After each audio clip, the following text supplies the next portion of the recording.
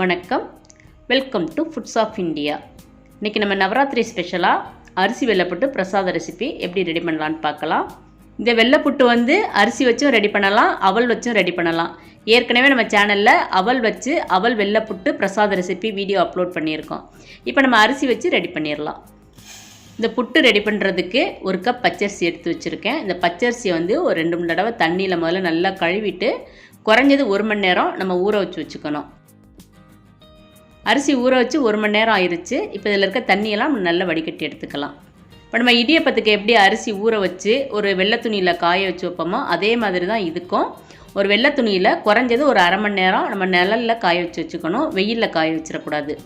அந்த மாதிரி காய வைக்கும்போது அதனோட ஈரப்பதம் வந்து 3/4 பாகம் போயிடும், கொஞ்சமாக ஈரப்பதம் இருக்கும். இந்த மாதிரி அரிசியை ஊற வச்சுட்டு அதுக்கப்புறம் நம்ம வறுத்து புட்டு மாவு ரெடி பண்ணோம்னா புட்டு நல்லா வாசமாகவும் இருக்கும், மாவு நல்லா கணிசமும் நம்மளுக்கு கிடைக்கும். இப்போ அரிசியில் இருக்க ஈரப்பதம்லாம் 3/4 பாகம் போயிடுச்சு. இப்போ கையில் அள்ளி பார்த்தோம்னா நல்லா உதிர்ந்து கொஞ்சம் அரிசி மட்டும் கையில் ஒட்டுற மாதிரி இருக்கும். அதுதான் இதுக்கு கரெக்டான பதம். புட்டு மாவு வந்து 2 விதத்தில் நம்ம ரெடி பண்ணிக்கலாம். ஒன்று அரிசியை வந்து மிக்சியில் அரைச்சி அதுக்கப்புறம் அதை வந்து வறுத்து நம்ம எடுத்துக்கலாம். அப்படி இல்லைன்னா அரிசியை இந்த மாதிரி முதல்ல வறுத்து அதுக்கப்புறம் அதை அரைச்சும் நம்ம மாவாக ரெடி பண்ணிக்கலாம். ஆனால் அந்த மாதிரி செய்கிற விட இந்த மாதிரி வறுத்து அரைச்சி நம்ம புட்டு ரெடி பண்ணோம்னா புட்டு வந்து நல்ல வாசமாக இருக்கும். இப்போ நான் வறுத்து தான் அரைச்சி எடுக்க போகிறேன். உங்களுக்கு அரிசியை இந்த மாதிரி ஊற வச்சு வறுத்து அதுக்கப்புறம் நம்ம மாவு ரெடி பண்ணுறதுக்கு ரொம்ப டைம் ஆகும் அப்படின்னா புட்டு மாவு இருந்துச்சுன்னா அதை கூட அந்த மாதிரி நல்லா வறுத்து நம்ம எடுத்துக்கலாம். இப்போ இந்த மாதிரி பெரிய கடாய்னா மொத்தமாக 1 கப் அரிசியையும் ஒரே கடாயில் போட்டு நம்ம வறுத்துடலாம். கடாய் வந்து சின்னதாக இருந்துச்சுன்னா இது 2 பார்ட்டாக போட்டு வறுத்து எடுத்துக்கலாம். அரிசியை வந்து மீடியம் ஃப்ளேமில் வச்சு நல்லா பொன்னிறமாக வர வரைக்கும் நம்ம வறுத்து எடுத்துக்கணும். இதே இது மாவு வறுத்தாலும் அதே மாதிரி தான், மாவு வந்து நல்லா பொன்னிறமாக வர வரைக்கும் நம்ம மீடியம் ஃப்ளேமில் வச்சு வறுத்து எடுத்துக்கணும். இப்போ அரிசி நல்லா அந்த மாதிரி கலர் மாதிரி வந்ததுக்கப்புறம் நம்ம அடுப்பை ஆஃப் பண்ணிவிட்டு இதை வந்து நல்லா ஆற வச்சுக்கலாம். இப்போ ஆற வச்ச அரிசி வந்து ரெடியாக இருக்குது. இப்போ இதை வந்து நம்ம ஒரு மிக்ஸி ஜாரில் போட்டு நல்லா நைஸாக அரைச்சி எடுத்துக்கணும். அதாவது ரவை பதமாகவும் இருக்கக்கூடாது, இடியப்ப மாவு பதமாகவும் இருக்கக்கூடாது, ரெண்டுக்கும் நடுவில் உள்ள பதமாக நம்ம அரைச்சி எடுத்துக்கணும். நம்ம மாவை வறுத்தோம்னா அதை வந்து சலிச்சு எடுத்துக்கணும். இதை வந்து நம்ம அரிசியை எடுத்து டைரெக்டாக அரைச்சி எடுத்து வச்சுருக்கோம், அதனால் அதை சலிக்கணுங்கிற தேவையெல்லாம் கிடையாது. மாவு இந்த பதத்தில் இருக்கணும்.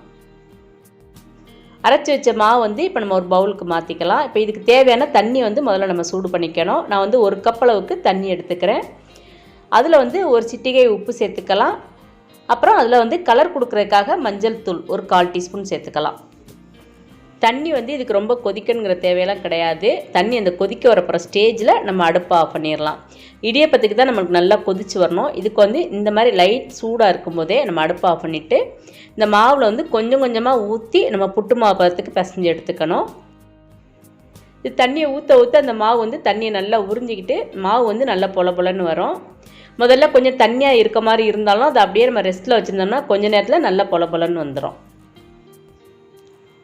பாருங்கள், மாவு வந்து முதல்ல கொஞ்சமாக இருந்துச்சு, நம்ம தண்ணி ஊற்ற அந்த தண்ணியை நல்லா உறிஞ்சி மாவோட அளவு எந்த அளவுக்கு கூடியிருக்குன்னு பாருங்கள். இப்போ இதை கையில் பிடிச்சோம்னா இந்த மாதிரி கொலக்கட்டை மாதிரி பிடிக்க வரணும், உதுத்து விட்டோம்னா நல்லா உதிர்ந்து வரணும். இதுதான் புட்டு மாவு பதம். இப்போ நம்மளோட புட்டு மாவு வந்து ரெடி ஆயிடுச்சு. இதை வந்து நம்ம வந்து அவிச்சு எடுத்து வச்சுக்கணும். இப்போ இந்த மாதிரி ஒரு வெள்ளை துணியில் நம்ம எடுத்து வச்சுருக்க புட்டு மாவு வந்து இதில் சேர்த்துக்கலாம். சேர்த்துட்டு இதை வந்து ஒரு சின்ன முடிச்சு மாதிரி போட்டுக்கணும். அதுக்கப்புறம் இதை வந்து நம்ம இட்லி பாத்திரத்தில் வச்சு வேக வச்சுக்கலாம். இப்போ தண்ணி நல்லா கொதிக்க ஆரம்பிச்சிருச்சு. இப்போ நம்ம எடுத்து வச்சுருக்க அந்த புட்டு மாவு வந்து இந்த மாதிரி ஒரு இடியப்ப தட்டில் போட்டுக்கலாம். அப்படி இல்லை அப்படின்னா நம்ம இட்லி தட்டோட பின்பக்கத்தை திருப்பி வச்சு அதுலேயும் நம்ம வச்சுக்கலாம். இந்த மாதிரி புட்டுக்குழல் இருந்துச்சுன்னா அதில் கூட நம்ம வச்சுக்கலாம். அப்படி இல்லைன்னா ஒரு பாத்திரத்தில் இந்த மாவை வச்சு அதுக்கு மேலே ஒரு மூடி போட்டு மூடியும் நம்ம வச்சுக்கலாம். எப்படி வேணாலும் நம்ம அவிச்சு எடுத்துக்கலாம். குறைஞ்சது ஒரு 10 நிமிஷம் நம்ம மீடியம் ஃப்ளேமில் வச்சு இந்த மாவை அவிச்சு எடுத்துக்கணும்.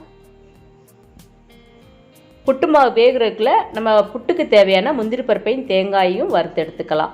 இப்போ அதுக்கு வந்து ஒரு கடாயில் 1 டீஸ்பூன் அளவுக்கு நெய் விட்டுருக்கேன். இப்போ அதில் வந்து தேவையான அளவு முந்திரி பருப்பை போட்டு நம்ம பொன்னிறமாக வறுத்து எடுத்துக்கலாம். அதுக்கப்புறம் 1/4 கப் தேங்காய் துருவலை இதில் சேர்த்து அதையும் நெய்யில் வந்து நல்லா வறுத்து எடுத்துக்கலாம். இப்போ இது ரெண்டையும் நம்ம தனியாக எடுத்து வச்சிடலாம். இப்போ 10 நிமிஷம் ஆயிடுச்சு. நம்மளோட புட்டு மாவு வந்து ரெடி ஆயிடுச்சு. இப்போ இதை எடுத்து நம்ம நல்லா ஆற வச்சுக்கணும். 10 நிமிஷத்துக்குள்ளே நம்மளோட புட்டு மாவு வந்து நல்லா வெந்து வந்துடும். இப்போ இதை வந்து ஒரு பவுலுக்கு மாற்றிக்கலாம், அல்லது ஒரு அகலமான பிளேட் இருந்துச்சுன்னா அதில் கூட நம்ம மாற்றி எடுத்துக்கலாம். இதில் கட்டி மாதிரி எதுவும் இருந்துச்சுன்னா அதில் வந்து நம்ம நல்லா உடச்சி விட்டுக்கணும். நம்ம ஏற்கனவே உதிரியாக தான் வச்சுருக்கோம், அதனால் அதில் வந்து கட்டி எதுவுமே கிடையாது. இருந்தாலும் கரண்டினால் நல்லா இந்த மாதிரி உடச்சி விட்டுக்கலாம்.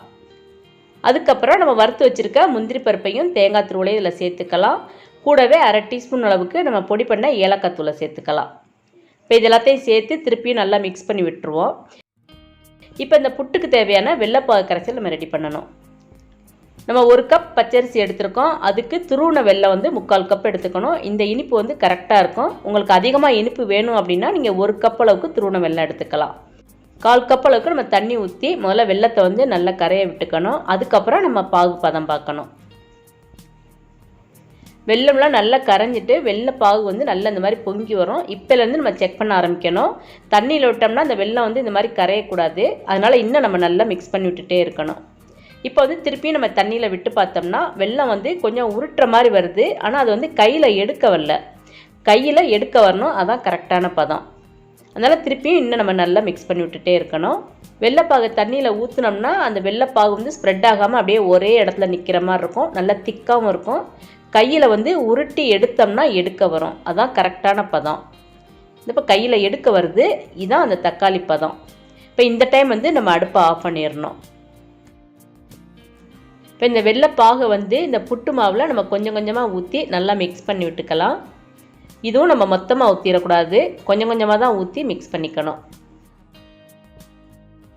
வெள்ளைப்பாகு நல்லா சூடாக இருக்கும், அதனால நம்ம கையினால் அதை மிக்ஸ் பண்ண வேண்டாம். அந்த மாதிரி கரண்டினால் மிக்ஸ் பண்ணி விட்டு அப்புறம் ஆறுனதுக்கப்புறம் நம்ம கையினால் நல்லா மிக்ஸ் பண்ணி விட்டுக்கலாம். நம்ம எடுத்துருக்க வெள்ளை அளவு வந்து இந்த 1 கப் அரிசிக்கு கரெக்டாக இருக்கும். ஆனாலும் மொத்தமாக நம்ம பாகை ஊற்றி மிக்ஸ் பண்ணக்கூடாது. இந்த மாதிரி கொஞ்சம் கொஞ்சமாக ஊற்றி தான் நல்லா மிக்ஸ் பண்ணி விட்டுக்கணும். அப்போ தான் எல்லா இடத்துலையும் அந்த வெள்ளைப்பாகு வந்து ஈக்குவலாக மிக்ஸ் ஆகிருக்கும். வழக்கமாக நம்ம ரெடி பண்ணுற புட்டுக்கும் இந்த மாதிரி அரிசியை வறுத்தரைச்சி ரெடி பண்ணுற புட்டுக்கும் டேஸ்ட்டில் வந்து ரொம்பவே டிஃப்ரெண்ட்டாக இருக்கும். இது வறுத்தரைச்சதுனால இதை நம்ம ரெடி பண்ணும்போதே அந்த அரிசியோட வாசம் கமகமன்னு இருக்கும். இந்த அரிசி புட்டை வந்து நம்ம மார்னிங் டிஃபனாகவும் எடுத்துக்கலாம், அதே மாதிரி ஈவினிங் ஸ்நாக்ஸாகவும் எடுத்துக்கலாம். இது ரொம்ப ஹெல்த்தியானது. மெயினாக நவராத்திரியில் அம்பாளுக்கு வந்து இந்த பிரசாதத்தை வந்து நைவேத்தியம் பண்ணுவாங்க, முக்கியமாக வெள்ளிக்கிழமை. நல்லா அப்படியே உதிரியாக ரொம்ப சாஃப்டாக, அதே சமயம் ரொம்ப வாசமாக இருக்க ஹெல்த்தியான இந்த அரிசி புட்டை வந்து நீங்களும் ட்ரை பண்ணி பாருங்கள். இந்த வீடியோ உங்களுக்கு பிடிச்சிருந்ததுன்னா லைக் பண்ணுங்கள், ஷேர் பண்ணுங்கள். மறக்காமல் ஃபுட்ஸ் ஆஃப் இந்தியா சேனலை சப்ஸ்கிரைப் பண்ணுங்கள். தேங்க்ஸ் ஃபார் வாட்சிங்.